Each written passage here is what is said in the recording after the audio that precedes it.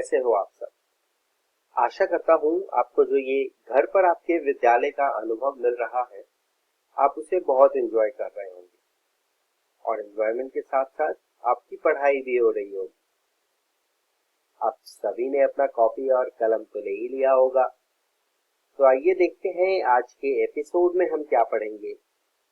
आज के एपिसोड की शुरुआत भी हम कक्षा 11 की पढ़ाई से शुरू करते हुए केमिस्ट्री यानी कि रसायन विज्ञान में एक नया पाठ शुरू करेंगे जिसका नाम है परमाणु की संरचना यानी स्ट्रक्चर ऑफ एटम। इसके बाद हम फिजिक्स में मोशन इन स्ट्रेट लाइन यानी सीधी रेखा में गति जिसको हम पढ़ रहे हैं उसको आगे और कुछ बातें जानेंगे उसके बारे में। इसके बाद हम कक्षा 12 की पढ़ाई शुरू करते हुए केमिस्ट्री में विलयन पार्ट यानी सॉल्यूशंस के बारे में कुछ और बातें जानेंगे, जिसके बाद फिजिक्स का पार्ट यानी भौतिकी का पार्ट वैद्युत आवेश तथा क्षेत्र के बारे में पढ़ेंगे। तो चलिए बच्चों शुरू करते हैं आज के एपिसोड। नमस्कार दोस्तों, आज के इस अध्याय में आपका स्वागत है। आज हम पढ़ेंगे रसायन विज्ञान की कक्षा 11वीं का पाठ नंबर 2 जिसका नाम है परमाणु की संरचना भाग 1। तो चलिए देखते हैं कि आज हम क्या क्या पढ़ेंगे। आज हम पढ़ेंगे डाल्टन का परमाणु सिद्धांत, उसके बाद हम पढ़ेंगे परमाणु की संरचना और आखिर में हम पढ़ेंगे अप्रमाणविक कण। तो चलिए दोस्तों एक एक करके इनके बारे में जानते हैं। सबसे पहले डाल्टन का परमाणु सिद्धांत। डाल्टन के परमाणुीय सिद्धांतों के मुख्य बिंदु इस प्रकार हैं। सब पदार्थ परमाणुओं से बने हैं जो अविभाज्य हैं और इनको नष्ट नहीं किया जा सकता। एक तत्व में सभी परमाणु समान होते हैं। भिन्न भिन्न तत्वों के परमाणु आकार और द्रव्यमान में भिन्न भिन्न होते हैं।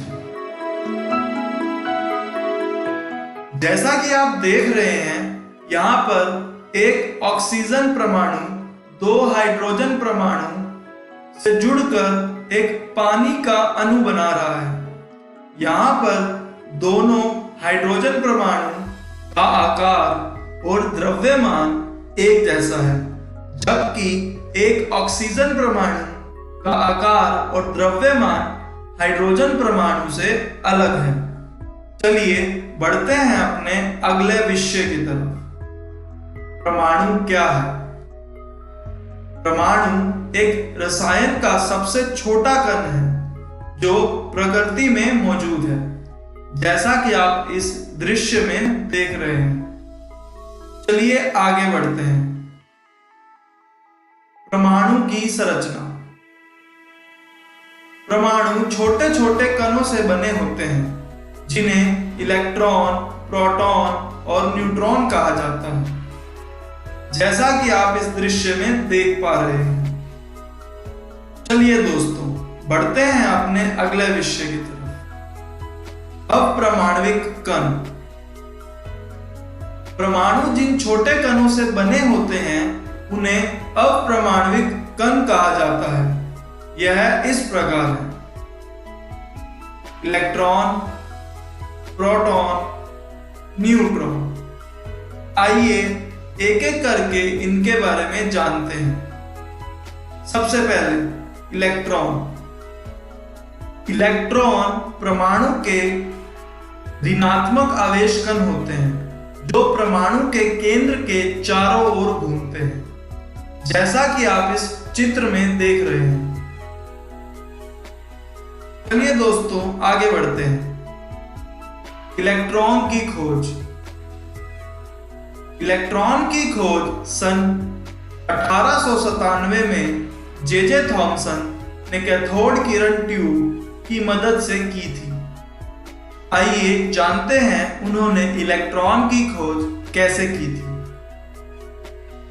जैसा कि आप इस चित्र में देख रहे हैं, यहाँ पर एक कैथोड ट्यूब है जिसके अंदर कम दाब पर हवा भरी गई है और नीचे एक निर्वात पंप है जो कि इस हवा के दाब को नियंत्रित रखता है। यहाँ पर दो प्लेट, एक कैथोड और एक एनोड हैं जिनको जोड़ा गया है उच्च वोल्टता के साथ। कैथोड को ऋणात्मक कोने के साथ जबकि एनोड को धनात्मक कोने के साथ। दोस्तों, जे थॉमसन ने कैथोड किरण कैथोड से एनोड की तरफ फेंकी और उन्होंने एनोड के पीछे कैथोड ट्यूब के ऊपर एक प्रतिद्वीप लेप पाया।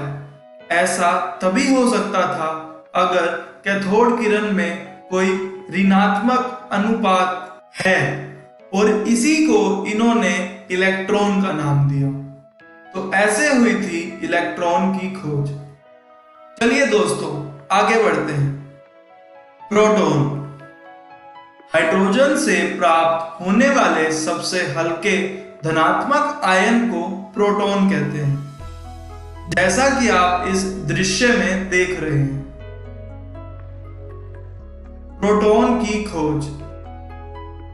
प्रोटॉन की खोज सन 1886 में ई गोल्डस्टीन ने की थी। चलिए दोस्तों, देखते हैं इन्होंने कैसे किया था।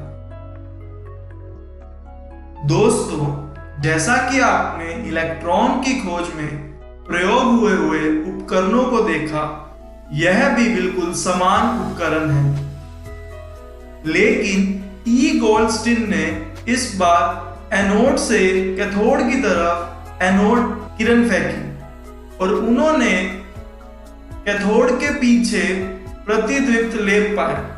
ऐसा तभी हो सकता था अगर एनोड किरण में कोई धनात्मक अनुपात है और इसी को उन्होंने कहा प्रोटॉन। तो ऐसे हुई थी प्रोटॉन की खोज। चलिए बढ़ते हैं अपने अगले विषय की तरफ। न्यूट्रॉन। प्रोटॉन की तुलना में न्यूट्रॉन का द्रव्यमान ज्यादा होता है और उसका कुल आवेश 0 होता है। यह परमाणु के नाभिक में पाया जाता है, जैसा कि आप इस चित्र में देख रहे हैं। चलिए आगे बढ़ते हैं। न्यूट्रॉन की खोज। न्यूट्रॉन की खोज सन 1932 में सर जेम्स चैडविक ने की थी। आइए देखते हैं उन्होंने कैसे की थी न्यूट्रॉन की खोज। दोस्तों, जैसा कि आप इस चित्र में देख रहे हैं, यहाँ पर एक अल्फा कणों का स्रोत है जहां से अल्फा किरणें फेंकी गई पैराफिन की प्लेट के ऊपर और वहां से कुछ किरणें निकली बेरिलियम की प्लेट से गुजरी। उसके बाद जो किरणें निकली उनको आयनीकरण कक्ष में जांचा गया तो यह पाया गया कि उनके अंदर प्रोटॉन है। दोस्तों, ऐसा तभी मुमकिन था अगर बेरिलियम से पहले वाली किरणों में प्रोटॉन के द्रव्यमान जितना द्रव्यमान वाला कोई कण हो, और इसी को उन्होंने कहा न्यूट्रॉन। तो ऐसे हुई थी न्यूट्रॉन की खोज। चलिए दोस्तों, आगे बढ़ते हैं। आवेश तथा द्रव्यमान अनुपात। इलेक्ट्रॉन के आवेश तथा द्रव्यमान का अनुपात इस प्रकार होता है। E/m बराबर है 1.758820 जमा 10⁻11 कूलम्स पर केजी, जहां m इलेक्ट्रॉन का द्रव्यमान है और E इलेक्ट्रॉन का आवेश। चलिए बढ़ते हैं अपने आखिरी विषय की तरफ, इलेक्ट्रॉन पर आवेश। इलेक्ट्रॉन पर आवेश ज्ञात करने के लिए मिलिकन ने तेल बूंद प्रयोग का उपयोग किया था। आइए देखते हैं कैसे। जैसा कि आप इस चित्र में देख रहे हैं, यहाँ पर दो आवेशित प्लेट हैं, एक ऊपर और एक नीचे। इन दोनों ही प्लेट को उच्च वोल्टता के साथ जोड़ा गया है। ऊपर वाली प्लेट को धनात्मक कोने के साथ और नीचे वाली प्लेट को ऋणात्मक कोने के साथ। यहाँ पर कुछ तेल की बूंदें डाली गई हैं ऊपर वाली प्लेट के ऊपर, और यहाँ पर एक छोटा सा छेद भी है जहां से बूंदें होती हुई नीचे वाली प्लेट की तरफ जाएंगी, और हम इस दूरबीन से इसे देखेंगे। तो दोस्तों, इसी प्रायोगिक व्यवस्था के साथ मिलिकन ने प्रयोग किया और इलेक्ट्रॉन पर आवेश निकाला, जो कि होता है 1.602 जमा 10⁻⁻19 कूलम। तो दोस्तों, इसी के साथ यह अध्याय यहीं पर समाप्त होता है। आइए देखते हैं हमने आज क्या क्या पढ़ा। इस वीडियो में हमने सीखा डाल्टन का परमाणु सिद्धांत, उसके बाद हमने पढ़ा परमाणु की संरचना, और आखिर में हमने पढ़ा अपरमाणविक कण। चलिए दोस्तों, देखते हैं कि अगले अध्याय में हम क्या पढ़ेंगे। हम पढ़ेंगे परमाणु का थॉमसन मॉडल, और उसके बाद रदरफोर्ड का नाभिकीय परमाणु मॉडल, और आखिर में पढ़ेंगे समस्थानिक एवं संभारिक। धन्यवाद।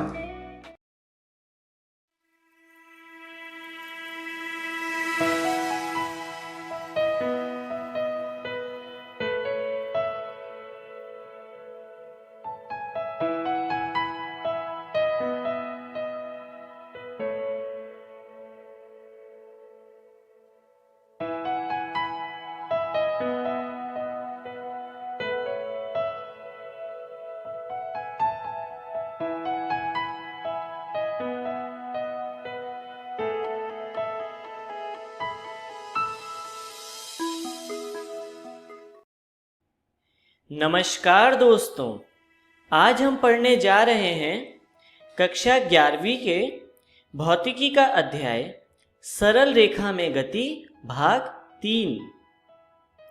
तो वीडियो शुरू करने से पहले एक बार नज़र डालते हैं कि आज हम क्या क्या पढ़ने वाले हैं। सबसे पहले हम पढ़ेंगे तात्क्षणिक वेग एवं चाल, उसके बाद हम पढ़ेंगे त्वरण।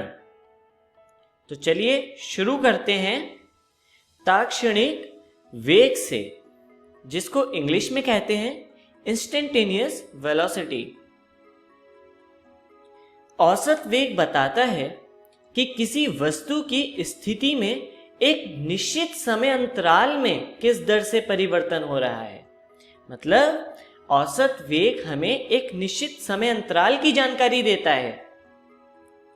औसत वेग द्वारा यह नहीं पता चलता कि वस्तु की स्थिति में परिवर्तन की दर अलग अलग समय पर कितनी है।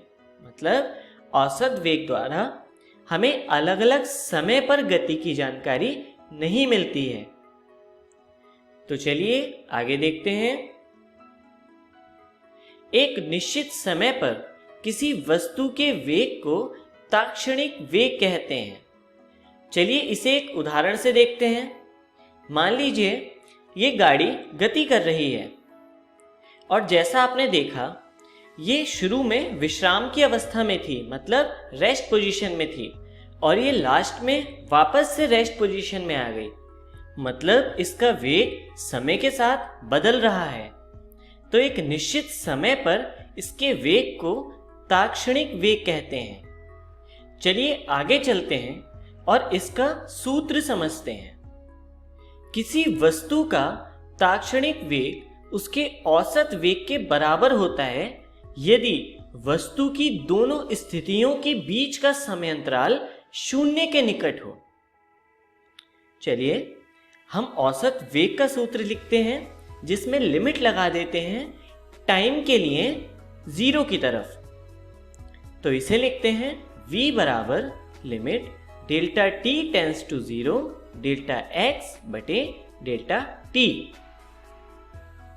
तो लिमिट की वजह से डेल्टा एक्स चेंज हो जाता है dx एलिमेंट में और डेल्टा टी चेंज हो जाता है dt एलिमेंट में और वेलोसिटी बन जाती है dx ओवर dt। तो चलिए आगे बढ़ते हैं और इसके लिए उदाहरण देखते हैं। मान लीजिए कोई कण गतिमान है और उसकी पोजीशन है x बराबर 280 माइनस 3t स्क्वायर।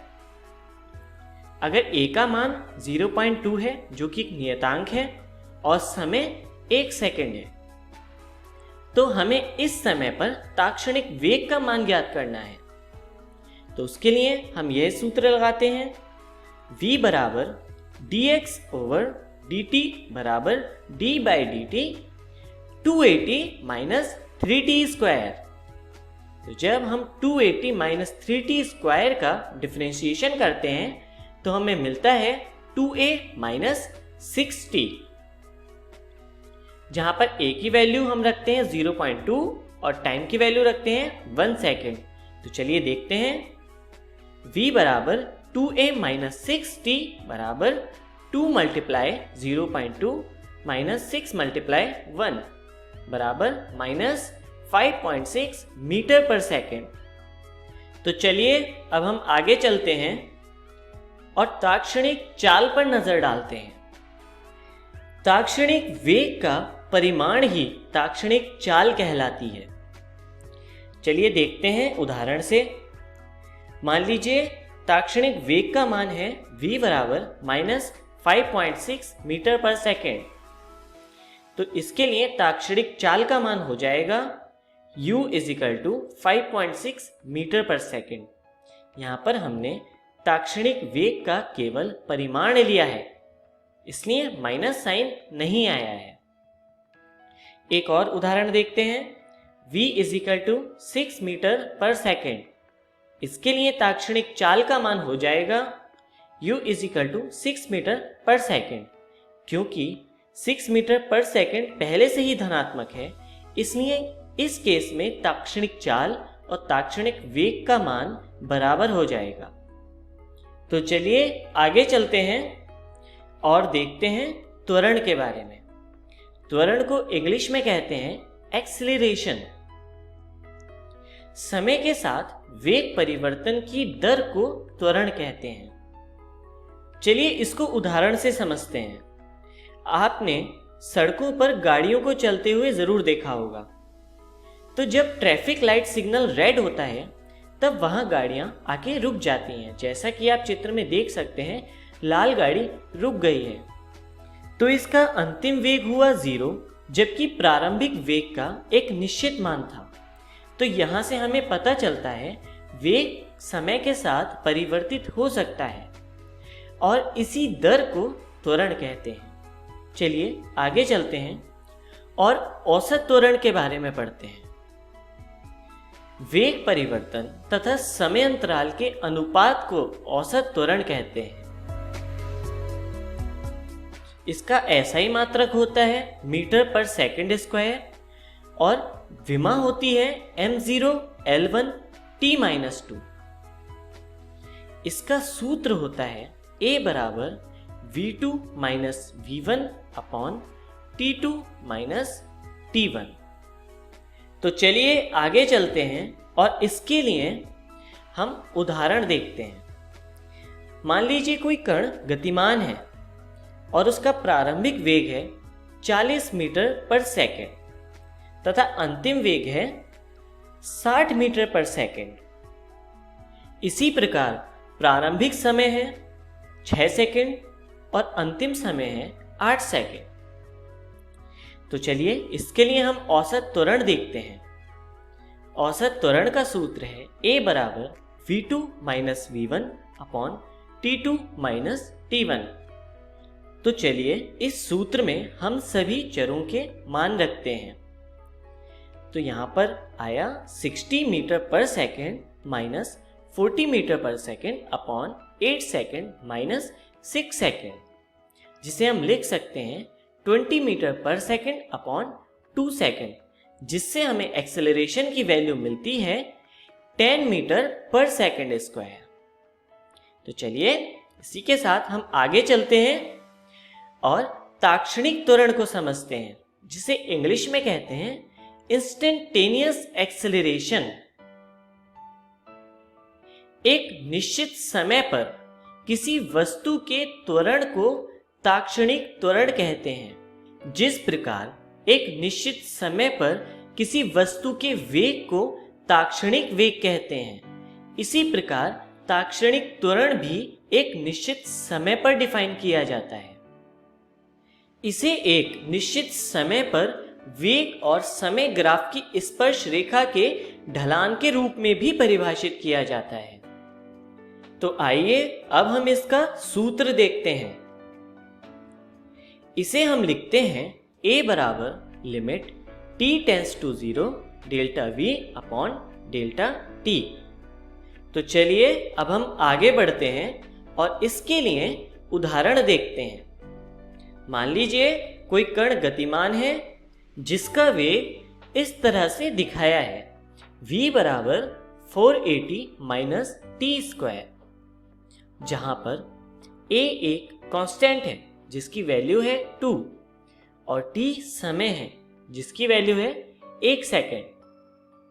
हमें यहाँ पर 1 सेकेंड पर ताक्षणिक त्वरण का मान ज्ञात करना है। तो इसके लिए हम ताक्षणिक त्वरण का सूत्र प्रयोग करते हैं, जो कि है a बराबर dv बाई dt, जिसे हम लिख सकते हैं dy dt 480 minus T square, और जिसका डिफरेंशिएशन हमें मिलता है 4a माइनस 2t।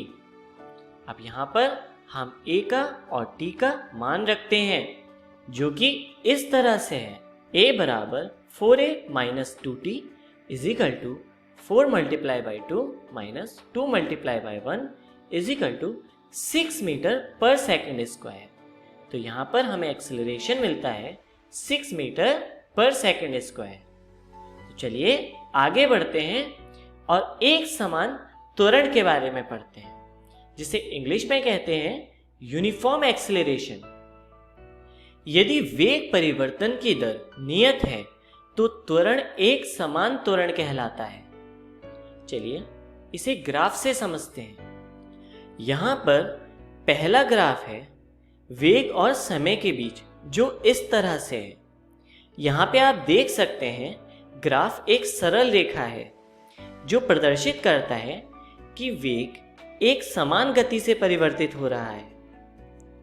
इसलिए हमें त्वरण और समय का ग्राफ इस तरह से मिलता है, जो कि एक समान त्वरण को प्रदर्शित करता है। यहाँ पर ग्राफ में एक्सेलरेशन का मान यानी त्वरण का मान नहीं बदल रहा है। चलिए अब हम आगे चलते हैं। आपने औसत त्वरण का सूत्र इस प्रकार पढ़ा था, जो कि है a बराबर v2 minus v1 upon t2 minus t1। अब यहाँ पर त्वरण एक समान त्वरण है। चलिए मानते हैं t2 माइनस t1 कुल समय अंतराल t के बराबर है, तो इसे हम लिख सकते हैं v2 माइनस v1 बटे t। यदि हम दोनों तरफ t से गुणा करें तो हमें मिलता है at बराबर v2 माइनस v1, जिसे हम इस तरह से भी लिख सकते हैं v2 बराबर v1 प्लस at, जहां पर v2 अंतिम वेग है और v1 प्रारंभिक वेग है। और इस समीकरण को आपने न्यूटन की गति की समीकरण के रूप में भी पढ़ा होगा, जिसे इस प्रकार प्रदर्शित किया जाता है v बराबर u प्लस at। तो चलिए अब हम आगे चलते हैं और असमान त्वरण के बारे में पढ़ते हैं। यदि वेग के परिवर्तन की दर स्थिर नहीं है तो त्वरण को असमान त्वरण कहते हैं। इसे इंग्लिश में कहते हैं नॉन यूनिफॉर्म एक्सेलरेशन। चलिए इसे ग्राफ द्वारा समझते हैं। पहला ग्राफ है वेग और समय के बीच। मान लीजिए ये कुछ इस तरह से है, तो आप देख सकते हैं ये कोई सरल रेखा नहीं है, इसलिए वेग परिवर्तन की दर नियत नहीं है और इसी के कारण त्वरण और समय का ग्राफ कुछ इस तरह से होगा, जो कि समय के साथ परिवर्तित हो रहा है। तो चलिए अब हम आगे चलते हैं और जानते हैं कि आज की वीडियो में हमने क्या क्या सीखा। तो आज हमने सीखा ताक्षणिक वेग एवं चाल, उसके बाद हमने पढ़ा औसत एवं ताक्षणिक त्वरण, तथा सबसे अंत में हमने पढ़ा एक समान व असमान त्वरण। तो चलिए आगे चलते हैं और देखते हैं कि अगली वीडियो में हम क्या सीखने वाले हैं। तो अगली वीडियो में हम पढ़ेंगे एक समान त्वरण से गतिमान वस्तु का शुद्ध गतिकी संबंधी समीकरण। धन्यवाद।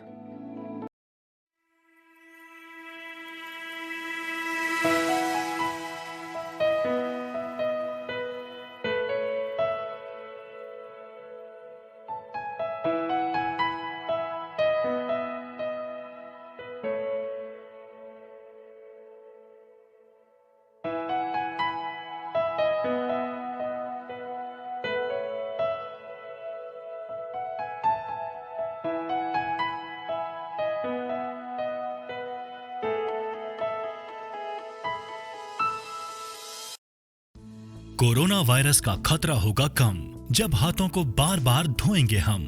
साथियों, जब आपके हाथ गंदे हों, खांसने और छींकने के बाद, किसी भी सतह या वस्तु को छूने के बाद, शौचालय के इस्तेमाल के बाद, खाना बनाने, परोसने, खाने से पहले और खाना खाने के बाद अपने हाथों को 20 सेकंड तक साबुन और पानी से अच्छी तरह धोएं। पानी को बर्बाद ना करें। हाथों को साबुन से मलते समय पानी का नल बंद रखें। हाथ धोते समय आप हाथ धोने के चरणों का पालन करें।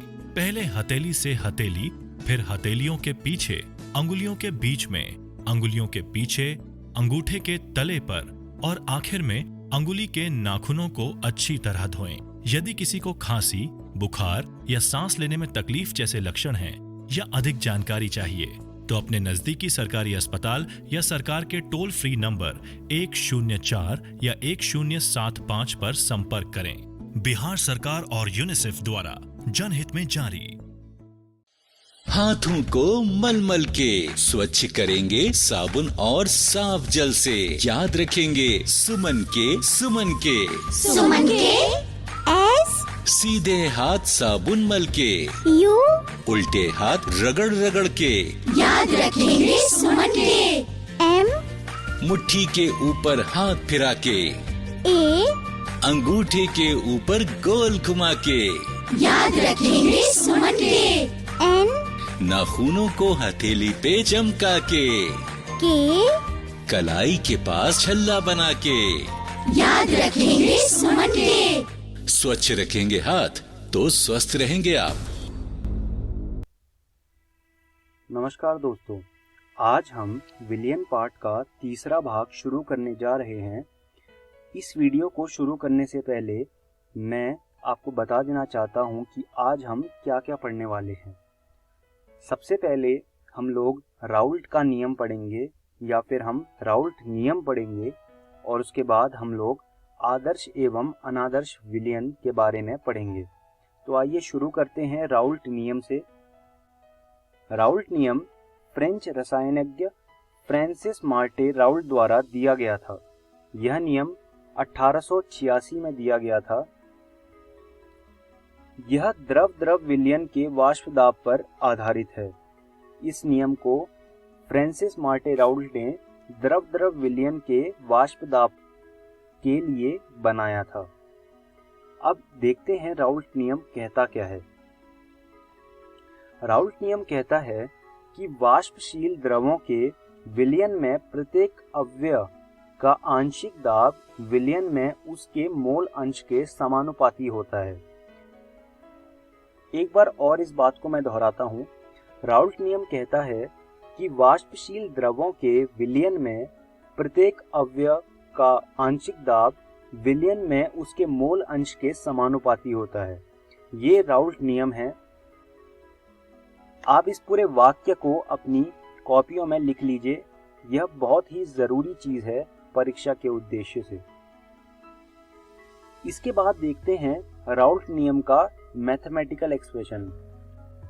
आपको अपने सामने एक ग्राफ दिख रहा होगा जिस पे वाष्प दाब और मोल अंश बना हुआ है। यह राउल्ट नियम का ग्राफ है। इस ग्राफ को आप अपनी कॉपियों में बना लीजिए, यह बहुत ही जरूरी है। अव्यय ए के लिए अगर मैं ये मानूं कि जो मेरा विलयन है उसमें 2 अव्यय हैं, तो अव्यय ए के लिए जो आंशिक दाब होगा PA वो समानुपाती होगा A के मोल अंश के, यानी कि XA। अब मैंने नीचे बराबर का साइन लगाया और उससे मेरा जो समीकरण बना वो बना PA = P0A XA। यह मेरा समीकरण बना। इसी प्रकार अव्यय B के लिए मैं सीधा लिख सकता हूं कि PB = P0B XB। यह मेरा आंशिक दाब है PA और PB के लिए। यह आंशिक दाब मैंने राउल्ट नियम के हिसाब से निकाला है। राउल्ट नियम पे जितने भी आपके NCERT की किताब में सवाल हैं वह सवाल आप कर लीजिएगा। अब देखते हैं राउल्ट नियम की हेनरी नियम के साथ तुलना। राउल्ट नियम जहां आपने देखा कि जो हमारा आंशिक दाब P था वो बराबर था वाष्प दाब P0 × X, जहां पर X उस अव्यय का मोल अंश था। यह हमारा राउल्ट नियम था। और हमारा हेनरी नियम था P = KH × X, जहां पर जो P था वह गैस का आंशिक दाब था और जो हमारा X था वो गैस का मोल अंश था और KH हमारा हेनरी स्थिरांक था।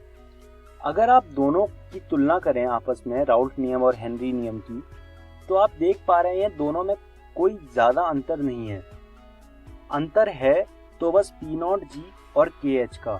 P0G जहां पर अव्यय का वाष्प दाब है, वहीं KH जो है वो हेनरी स्थिरांक है। तो राउल्ट नियम जो है वह एक स्पेशल केस होता है हेनरी नियम का, ऐसा माना जाता है, क्योंकि हेनरी नियम गैस द्रव विलयनों में इस्तेमाल होता है और राउल्ट नियम द्रव द्रव विलयनों में इस्तेमाल होता है। तो यह थी राउल्ट नियम की हेनरी नियम के साथ तुलना। अब आगे बात करते हैं आदर्श विलयन की। आदर्श विलयन कौन से होते हैं, आइए देखते हैं। आदर्श विलयन वे विलयन होते हैं जो राउल्ट नियम का पालन करते हैं। इसका मतलब क्या है? हम आदर्श विलयन का आंशिक दाब राउल्ट नियम की मदद से निकाल सकते हैं। आदर्श विलयन की जो दूसरी खास बात है वह ये है कि आदर्श विलयन में मिश्रण की एंथैल्पी और आयतन परिवर्तन शून्य होता है। आदर्श विलयन के ये 2 गुण बहुत ही जरूरी हैं, तो ये 2 गुण आप अपनी कॉपियों में नोट कर लीजिए। अब जैसा कि हम सब जानते हैं कि इस दुनिया में कुछ भी आदर्श नहीं होता, तो वैसे ही आदर्श विलयन भी नहीं होते हैं। ऐसा कोई भी विलयन नहीं है जो पूरी तरह से आदर्श है, लेकिन कुछ ऐसे विलयन होते हैं जो आदर्श विलयन की तरह थोड़ा थोड़ा बर्ताव करते हैं, लेकिन वो पूरी तरह से आदर्श विलयन नहीं होते हैं। तो यह चीज भी आप अपने दिमाग में रखिए कि आदर्श विलयन नहीं होते हैं, सिर्फ कुछ ऐसे विलयन होते हैं जो आदर्श विलयन की तरह बर्ताव करते हैं। अब हम आगे बढ़ते हैं और देखते हैं अनादर्श विलयन। आदर्श विलयन के विपरीत अनादर्श विलयन वो विलयन होते हैं जो राउल्ट नियम का पालन नहीं करते।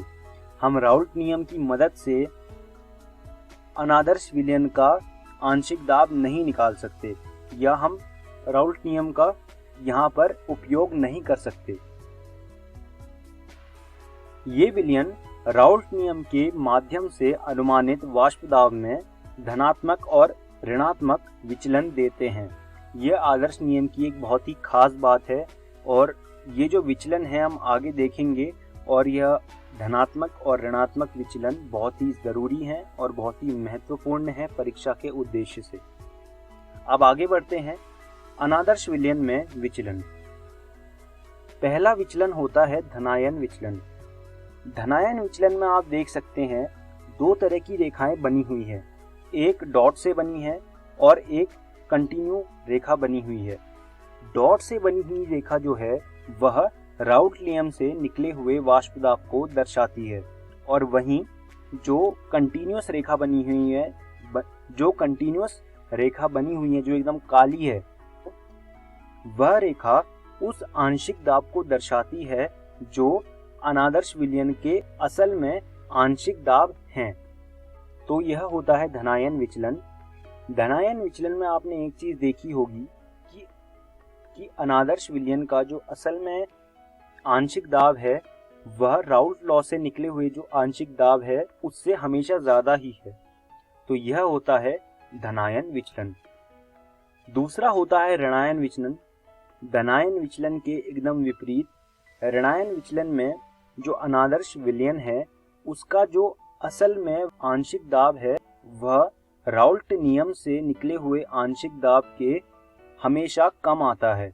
आप देख सकते हैं जो डॉट वाली लाइन है या डॉट वाली रेखा है वह राउल्ट लॉ से निकले हुए आंशिक दाब को दर्शाती है, और जो एकदम काली खिंची हुई रेखा है वह अनादर्श विलयन का असल में जो आंशिक दाब है उसे दर्शाती है। तो आप देख सकते हैं कि जो असल में अनादर्श विलयन का आंशिक दाब है वह राउट लॉ से निकले हुए आंशिक दाब से कम है। इसी को कहते हैं ऋणायन विचलन। अंग्रेजी में धनायन विचलन को पॉजिटिव डेविएशन कहते हैं और अंग्रेजी में ऋणायन विचलन को नेगेटिव डेविएशन कहते हैं। अब हम इस वीडियो के अंत में आ गए हैं, तो आइए देखते हैं कि आज की इस वीडियो में हमने क्या सीखा। सबसे पहले हमने राउल्ट नियम के बारे में पढ़ा, उसके बाद हमने आदर्श एवं अनादर्श विलयन के बारे में पढ़ा। मैं उम्मीद करता हूँ आपको ये सब बातें समझ आई होंगी। आप इन सब टॉपिक्स को एनसीईआरटी रसायन विज्ञान भाग 1 से पढ़ लीजिएगा और इन पर कुछ प्रश्न भी हल कर लीजिएगा। अगली वीडियो में हम सबसे पहले अनुसंख्या गुणधर्म के बारे में बात करेंगे और उसके बाद हम असामान्य मोलर द्रव्यमान के बारे में बात करेंगे। धन्यवाद दोस्तों।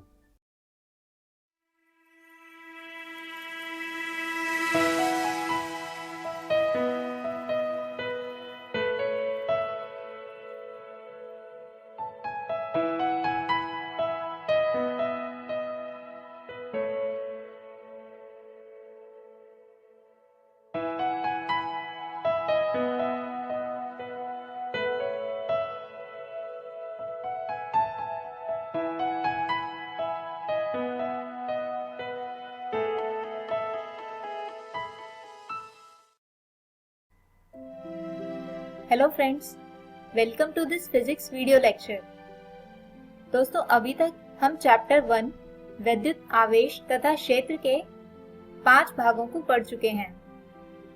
आज हम इसका छठा भाग समझेंगे और इस छठे भाग में हमारे पिछले भाग के विषय गाउस नियम के अनुप्रयोगों को आगे बढ़ाएंगे। तो दोस्तों, इसमें हमारा सबसे पहला अनुप्रयोग है गाउस नियम द्वारा एक समान रूप से आवेशित असीम रूप से लंबे पतली चादर के कारण वैद्युत क्षेत्र की गणना करना। इसके लिए मान लीजिए कि ये एक असीम रूप से लंबी व पतली चादर है जो कि धन आवेशित है। तो दोस्तों, हम एक छोटा सा गॉसियन क्षेत्र कंसीडर कर लेते हैं जो इसके दोनों तरफ होगा, और ये गॉसियन क्षेत्र एक बेलन की शेप में होगा जिसके मुख्यतः 2 क्षेत्रफल हैं। एक बेलन का ऊपर तथा नीचे वाला भाग जो वृत्त होता है जैसे A, इसके अलावा एक वक्र पृष्ठ जैसे B। अब मान लेते हैं कि सिग्मा आवेश का क्षेत्रफल घनत्व है, तो चादर पर कुल आवेश यानी Q होगा सिग्मा गुणा चादर का क्षेत्रफल। अब अगर गाउस नियम की सहायता से कुल फ्लक्स निकालें और पूरे गॉसियन क्षेत्र के लिए इसे इंटीग्रेट भी करें तो आने वाले दोनों ही व्यंजक बराबर होंगे। और क्योंकि बेलन के ऊपर व नीचे के भाग एक समान वृत्तीय क्षेत्र है, इसलिए ये समीकरण बनेगी फाई बराबर सिग्मा A बटे एप्सिलॉन नॉट जो गाउस नियम से आया है, बराबर 2 गुणा integration of E dot DSA जो बेलन के ऊपर व नीचे वाले वृत्त के हिस्से हैं, जमा इंटीग्रेशन E डॉट DSB जो बेलन के वक्र पृष्ठ के कारण आता है। अब अगर आप बेलन के वृत्तीय क्षेत्र जैसे कि A के लिए देखें तो E और DS की दिशा समान ही होगी, जबकि वक्र पृष्ठ B के लिए E तथा DS की दिशा एक दूसरे के लंबवत होगी। यानी अब फाई बराबर होगा सिग्मा A बटे एप्सिलॉन नॉट बराबर 2 integration E DSA cos 0 degree जमा integration E DSB cos 90 degree.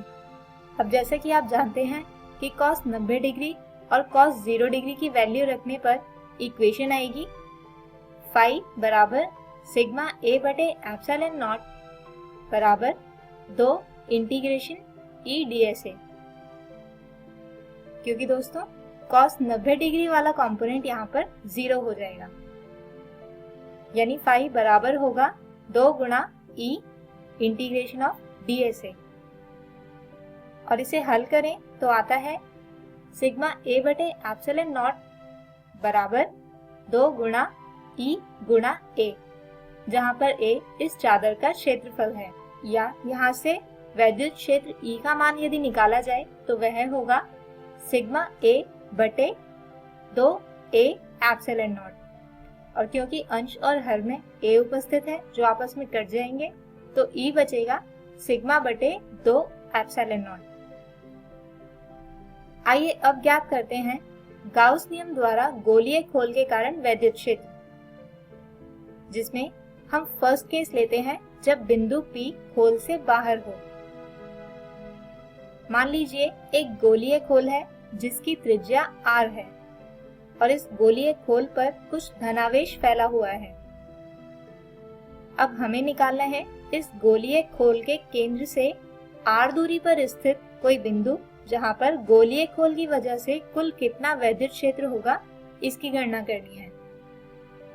इससे पहले अगर हम बनाए इसके लिए एक गॉसियन क्षेत्र जो इस आवेश को पूरी तरह से बंद कर ले, तो वो होगा एक और गोला जिसकी त्रिज्या होगी R, जो खोल के केंद्र और बिंदु P के बीच की दूरी भी है।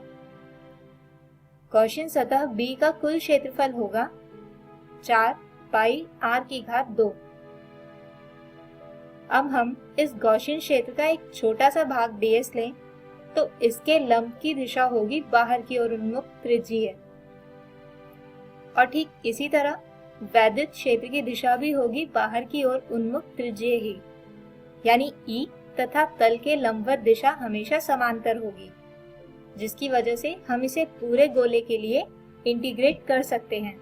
लेकिन उससे पहले गाउस नियम की मदद से हम लिख सकते हैं कि कुल फ्लक्स फाई बराबर होगा Q बटे एप्सिलॉन नॉट के, यानी इक्वेशन को इंटीग्रेट करने पर आता है E गुणा 4 पाई R की घात 2 बराबर Q बटे एप्सिलॉन नॉट, यानी E बराबर होगा 1 बटे 4 पाई एप्सिलॉन नॉट Q बटे R की घात 2।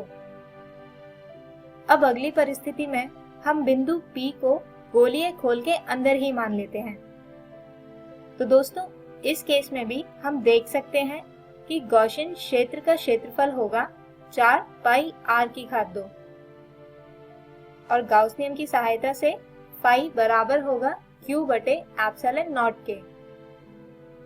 लेकिन फ्रेंड्स अगर हम यहाँ ध्यान से देखें तो पाएंगे कि गॉसियन क्षेत्र B के अंदर कोई आवेश है ही नहीं। सारा आवेश Q गोलीय खोल के ऊपर है और जो गॉसियन क्षेत्र से बाहर है, यानी इस परिस्थिति में Q बराबर होगा 0 के, जिसकी वजह से फ्लक्स भी हो जाएगा 0। आइए अब अगला अनुप्रयोग देखते हैं, जो है गाउस नियम द्वारा किसी ठोस गोले के कारण वैद्युत क्षेत्र की गणना करना।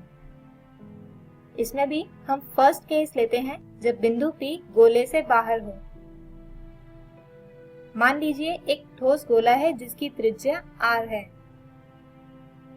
और इस गोले में कुछ धनावेश उपस्थित है। अब हमें निकालना है इस गोले के केंद्र से r दूरी पर इस गोले की वजह से कुल कितना वैद्युत क्षेत्र होगा। इससे पहले अगर हम बनाएं इसके लिए गॉसियन क्षेत्र जो इस आवेश को बंद करे, तो वो होगा एक सकेंद्रीय गोला जिसकी त्रिज्या होगी r, जो गोले के केंद्र और बिंदु P के बीच की दूरी भी है।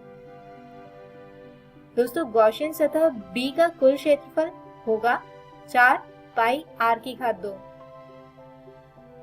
अब हम इस गॉसियन क्षेत्र का एक छोटा सा भाग ds लें, तो इसके लंब की दिशा होगी बाहर की ओर उन्मुख त्रिज्य, और ठीक इसी तरह वैद्युत क्षेत्र की दिशा भी होगी बाहर की ओर उन्मुख त्रिज्य, यानी E तथा तल के लंबवत दिशा हमेशा समांतर रहेगी, जिसकी वजह से हम इस पूरे गोले के लिए इसे इंटीग्रेट कर सकते हैं।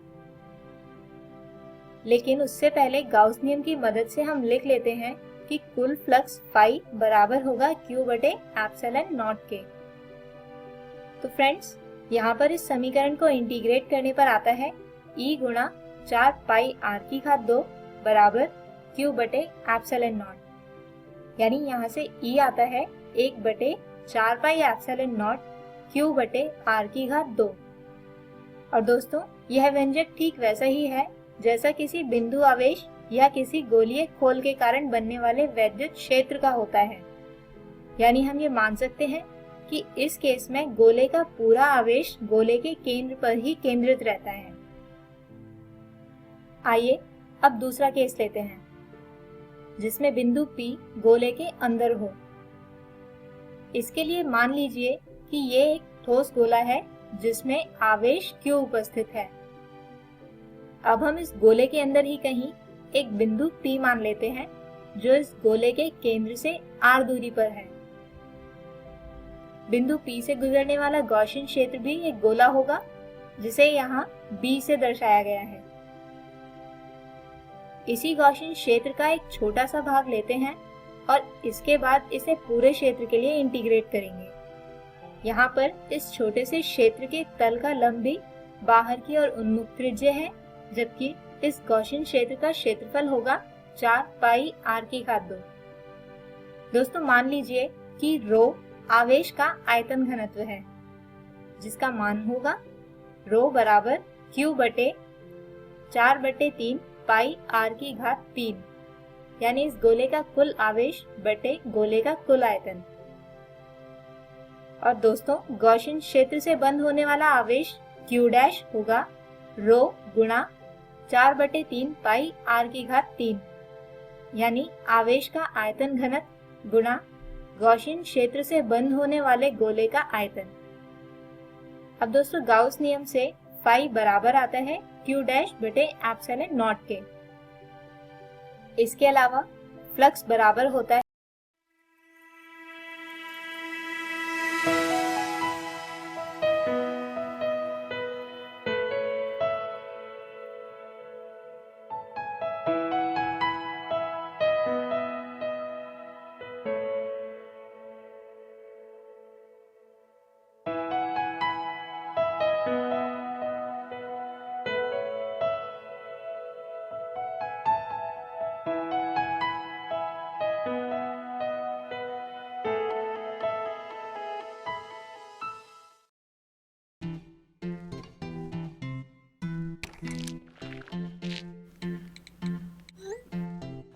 देखो, हाथ बेचारा अपना काम करते करते खुद ही कोरोना वायरस बन रहा है।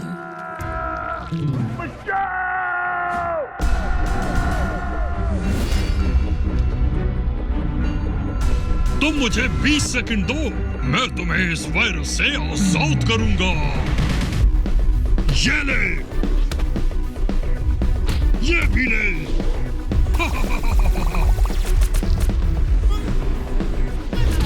भाग जा, ये कोने कोने में ले, दफा हो जा यहां से।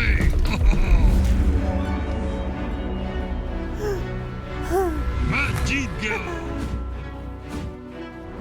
मिलते रहना दिन में कई बार। नमस्कार। हमारा देश और पूरा विश्व आज कोविड-19 की चुनौती का सामना कर रहा है। कोविड-19 अभी खत्म नहीं हुआ है। ऐसे में हमारा फर्ज है कि हम सतर्क रहें। इसलिए जब तक दवाई नहीं तब तक कोई ढिलाई नहीं। कोरोना से बचाव के लिए जरूरी है नियमित रूप से हाथ धोना, मास्क पहनना और आपस में उचित दूरी बनाए रखना। याद रखिए, 2 गज दूरी, मास्क है जरूरी। खांसी, बुखार या सांस लेने में कठिनाई होने पर हेल्पलाइन नंबर 1075 पर संपर्क करें।